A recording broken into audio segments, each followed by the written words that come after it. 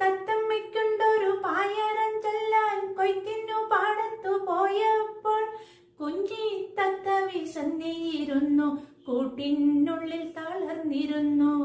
മുത്തശ്ശിക്കേറെ വയസ്സായി, കൊല്ലവും പുത്തരിയുണ്ണൻ കൊതിയായി. താഴ്ത്തി അരിഞ്ഞൊരു പുന്നൽ കതിരുമായി തത്തമ്മ പെണ്ണ് പറന്നുപോയി, തത്തമ്മ പെണ്ണ് പറന്നുപോയി. കാക്കച്ചിക്കുണ്ടൊരു പായാരം ചൊല്ലാൻ കൈകൊട്ടി ആരും വിളിച്ചില്ല.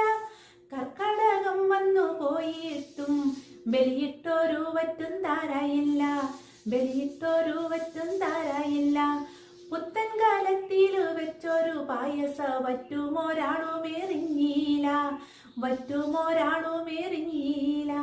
മഞ്ഞക്കിളി പെണ്ണിനുണ്ടൊരു പായാരം മുണ്ടകൻ കൊയ്യാൻ ഇറങ്ങുമ്പോൾ മുന്നാലെ പിന്നാലെ മാറാതെ